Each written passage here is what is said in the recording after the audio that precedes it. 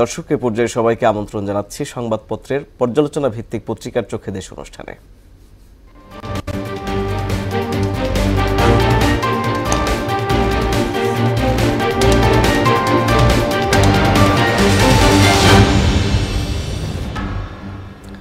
দর্শক অনুষ্ঠানে আজকের অতিথি মোহনা টেলিভিশনের যুগ্ম বার্তা সম্পাদক Nasir Uddin.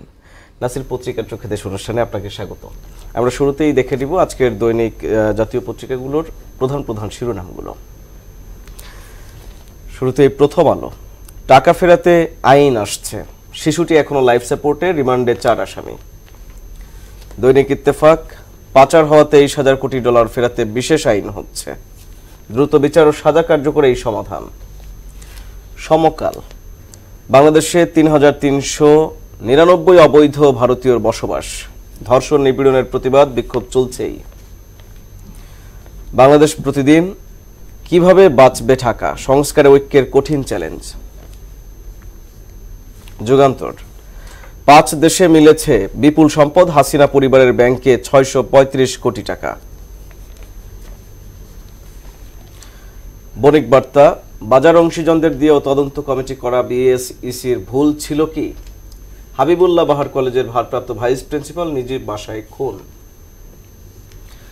The Daily Star, violence against women, protest rage on streets online. Nasir, আমরা শিরোনামগুলো দেখছিলাম, আমরা শুরুতেই চলে যাব। আমরা প্রথম আলোর একটা নিউজ পড়ছিলাম, শিশুটি এখনো লাইফ সাপোর্টে, রিমান্ডে 4 আসামি। এবং শুধুমাত্র এই আসিয়ার ঘটনা কিন্তু নয়, এবং গত কয়েকদিন আরও বেশ কিছু ঘটনা উঠে এসেছে যেখানে বাবার দ্বারাও নির্যাতিত মেয়ে। বিষয়টি সম্পর্কে বলবো। সমাজের কোন পর্যায়ে অবক্ষয়, কোন পর্যায়ে নামলে এই ঘটনা আপনাকে আমাকে দেখতে হচ্ছে এবং ভাবতে হচ্ছে। আপনি যেটা বললেন যে বাবার মাধ্যমে তার ছোট্ট সন্তান নির্যাতিতা, অবক্ষয় কোন পর্যায়ে নামলে এইটা আমাদের দেখতে হচ্ছে, ভাবতে হচ্ছে, এটা নিয়ে চিন্তা করতে হচ্ছে, কথা বলতেও হচ্ছে এই ঘটনা নিয়ে। এই অবক্ষয় আসলে এটা মূলত একেবারে অবক্ষয়, সামাজিক অবক্ষয় বলতে চাই। এখন এখানে কোন সরকার থাকলো কোন সরকার থাকলো না, এটা কি খুব বেশি ম্যাটার করে? আমার কাছে সেটা তো মনে হয় না। তাহলে কেন এই ধরনের অবক্ষয় হঠাৎ করে সামনে আসলো সেটা তো একটু দেখা উচিত। এই অবক্ষয় ঠেকানোর জন্য পথ কী? ধরুন আমরা গত 2-3 দিন থেকে লাগাতার প্রতিবাদ দেখছি, সারা দেশে প্রতিবাদ দেখছি, যেখানে বলা হচ্ছে ধর্ষকের যে শাস্তির কথাটা বলা হচ্ছে। হ্যাঁ, যদি এরকম আইন করা হয় যে ধর্ষকের শাস্তি একেবারে জনসমক্ষে খুব মানে সর্বোচ্চ শাস্তি নিশ্চিত করা হবে, সেটা করা হলে একটু পরিবর্তন আসতে পারে, আমার যেটা মনে হয়, যে ভয় থেকে।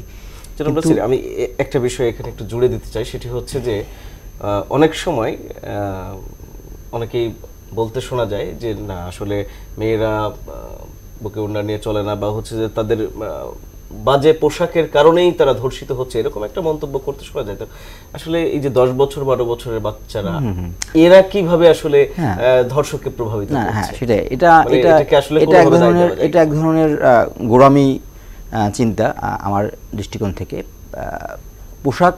পোশাক এক ধরনের ফ্যাক্টর, সেটা যাই হোক না কেন, তাই বলে তার ক্ষেত্রে এই ঘটনাটা বাড়বে সেইটা কোনোভাবেই কাম্য হতে পারে না। এটা কোনোভাবেই কোনো বক্তব্যের পর্যায়ে আসতে পারে না যে এই শুধু পোশাকটাই এখানে বড় সেন্সরশিপ হিসাবে কাজ করছে।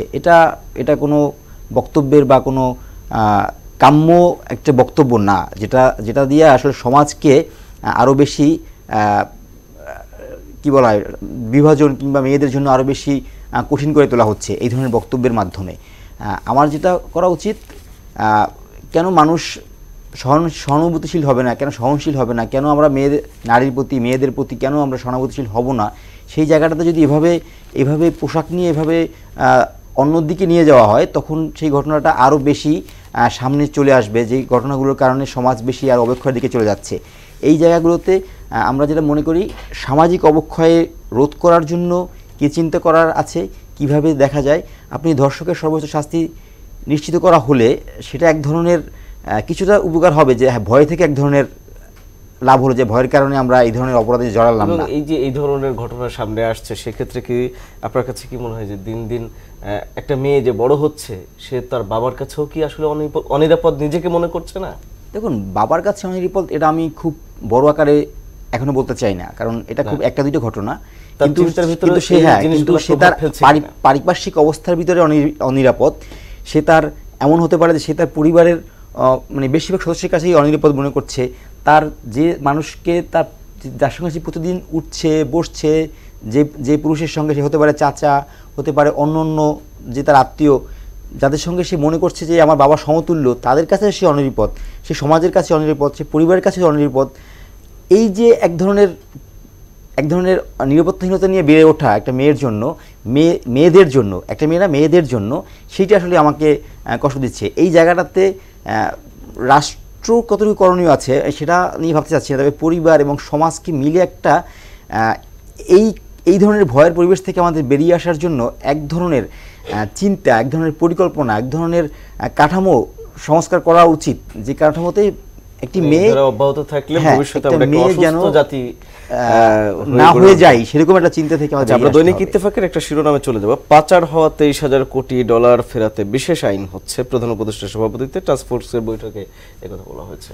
বিষয়টা আচ্ছা, আমরা তো দেখুন, দেশ থেকে টাকা পাচার হচ্ছে, এই ঘটনা তো শুধু এই মানে অন্তর্বর্তী সরকারের সময় বেরিয়ে আসছে বিষয়টা এমন না। আমরা কিন্তু টাকা পাচারের ঘটনা অনেক আগে থেকেই দেখছি, বিশেষ করে বিশেষ আইন হচ্ছে কানাডার বেগমপাড়া, এই অনেক ঘটনা কিন্তু অনেক আগে থেকে ঘটে আসছে। তো এই মুহূর্তে এই অন্তর্বর্তী সরকারের সময় সেটা হচ্ছে আওয়ামী লীগের সংশ্লিষ্টতা খুব বেশি আকারে সামনে চলে আসছে, বিশেষ করে শেখ হাসিনা। এবং এই যে গতকালকে যে সিদ্ধান্ত নেওয়া হলো, আইন উপদেষ্টা একটা ব্রিফিং করছিলেন, প্রেস সচিব তিনি ব্রিফিং করছিলেন যে এখানে শেখ হাসিনা এবং তার পরিবার সবচেয়ে বেশি এই টাকা পাচারের শীর্ষে আছে।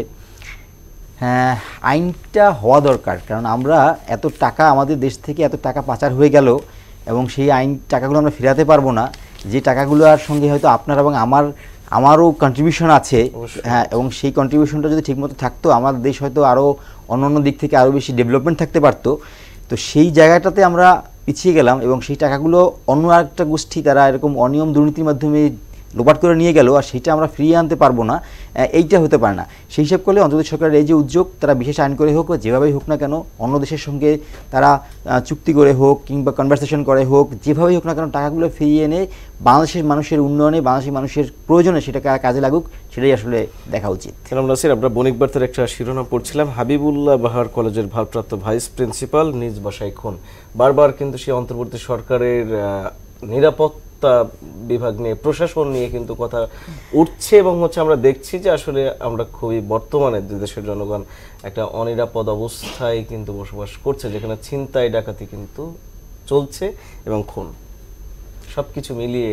দেখুন, গতকালকে একটা জিনিস দেখলাম, ব্রিটিশ সংবাদ মাধ্যম দ্য গার্ডিয়ান একটা ডক্টর মোহাম্মদ ইউনূস তার বক্তব্য ভিত্তিকই, তার ইন্টারভিউ ভিত্তিক একটি প্রতিবেদন করেছে। সেখানে তারা বলছে যে এই অন্তর্বর্তী সরকারের জন্য সবচেয়ে বড় চ্যালেঞ্জ হচ্ছে আইন শৃঙ্খলা পরিস্থিতি। বিভিন্নভাবে তারা, গার্ডিয়ান বলছিল যে আশা করা হচ্ছিল যে বরেণ্য এই নোবেল বিজয়ীর হাতে দেশ হয়তো ঘুরে দাঁড়াবে, তবে সেটা হতে গিয়েও থমকে যাচ্ছে একটা জায়গায়, সেটা হচ্ছে আইন শৃঙ্খলা। হতে গিয়েও থমকে যাচ্ছে আইন শৃঙ্খলা, এই জায়গাটাতেই বলছে। এবং সেটার মূল কারণ হচ্ছে একটা জিনিস সেটা দেখাচ্ছে, অন্তর্বর্তী সরকারের কথা আপনি বলছিলেন, দেখুন এইটা কি কোনো যুক্তি হতে পারে না যে আমি আসলে আমার 7 মাস পরেও আমি এই জায়গাটাতে আর যুক্তি দেখছি না। 7 মাস পরে বলা হবে যদি যে না, ওই পুলিশের শীর্ষ পদে লোক নেই, অনেক জায়গায় এই সমস্যা হচ্ছে, এটাকে এতদিন সাজিয়ে গুছিয়ে ওঠা উচিত ছিল এবং সেটাকে এক ধরনের সংস্কারের পরে এই জায়গাটা যদি আপনি দুর্বল থাকে আইন শৃঙ্খলা, তাহলে কিন্তু রাষ্ট্রের কোনো কিছুতেই আসলে সেভাবে আগাবে না। সেই জায়গাটা সমাধান হয়ে যায়। আমরা একেবারে শেষ প্রান্তে চলে এসেছি। আপনাকে অনেক ধন্যবাদ আমাদের সঙ্গে যুক্ত হওয়ার জন্য।